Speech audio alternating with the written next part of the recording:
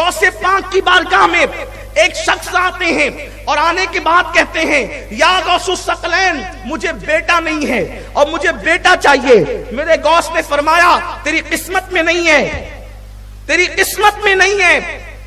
اس نے کہا حضور اگر قسمت میں ہوتا تو آپ کے پاس کیوں آتا؟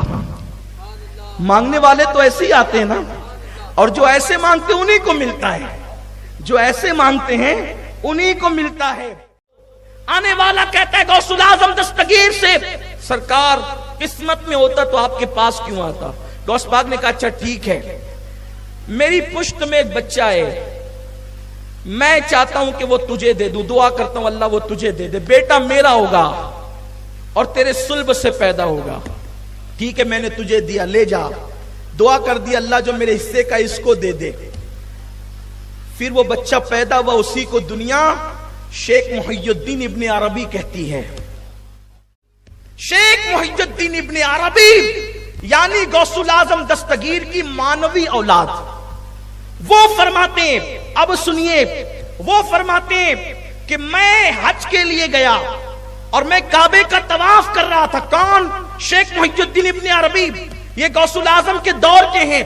غوث پاک کی بارگاہ میں ان کے والد آئے تھے بیٹا مانگنے کے لیے، غوث پاک کی دعا سے پیدا ہوئے۔ غوث پاک نے ان کو مانوی اولاد کہا، خود اتنے بڑے مرتبے پر فائز ہیں کہ صوفیہ کے سردار کہے جاتے ہیں اپنے دور کے اندر۔ وہ فرماتے ہیں میں حج کے لیے گیا اور جب حج کے لیے گیا کعبے کا طواف کر رہا تھا، بھیڑ بہت تھی، اسی بھیڑ کے اندر میں نے دیکھا ایک بندہ کعبے کا طواف کرتے ہوئے آیا اور لوگ ہٹتے جاتے تھے اور وہ آگے بڑھتا جاتا تھا، لوگ ہٹتے جاتے تھے وہ آگے بڑھتا جاتا تھا اور آسانی سے طواف کرتا جاتا تھا۔ میں نے سوچا اس کے اندر جسم ہے کہ نہیں کہ یہ روح ہی طواف کر رہی ہے۔ جب طواف مکمل ہوا تو میں نے اس کو سلام کیا، اس نے کہا وعلیکم السلام یا محی الدین ابن عربی۔ اس وقت میں نے پوچھا حضرت آپ جانتے ہیں اس دور کا غوث کون ہے؟ کیونکہ ہر دور میں غوث ہوتا ہے، یاد رکھنا ہر دور میں ولیوں کا سردار غوث ہوتا ہے، لیکن غوث الاعظم اب کوئی نہیں ہو سکتا۔ اب غوث اعظم کوئی نہیں ہو سکتا، امام مہدی تک، امام مہدی کی آمد ہوگی وہ غوثیت کبریٰ کے مقام پہ فائز ہوں گے، یہ صوفیہ کا نظریہ ہے۔ لیکن غوث کوئی ہوتا ہے زمانے کا غوث، اور جتنے زمانے کے غوث ہوتے ہیں وہ صرف سادات میں ہوتے ہیں، حضور کی اولاد میں ہوتے ہیں۔ بہت سارے لوگوں کا نظریہ یہی ہے کہ جو غوث ہوتا ہے وہ خاندان رسول میں صرف ہوتا ہے۔ بعض لوگوں نے اس کے علاوہ بھی تحقیق کی ہے، میں کسی کی تحقیق کا منکر نہیں، لیکن بات جو کہہ رہا ہوں اپنے ذوق کی وہ یہ ہے۔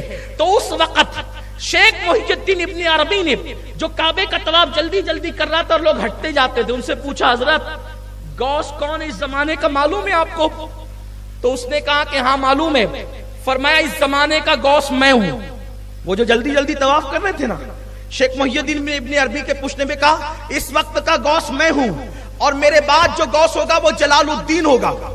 شیخ محی الدین ابن عربی سے کہا ابھی تو میں غوث ہوں، میرے بعد جو غوث ہوگا وہ جلال الدین ہوگا، اور اس کے بعد جو غوث آئے گا وہ سید محمد اشرف جہانگیر ہوگا۔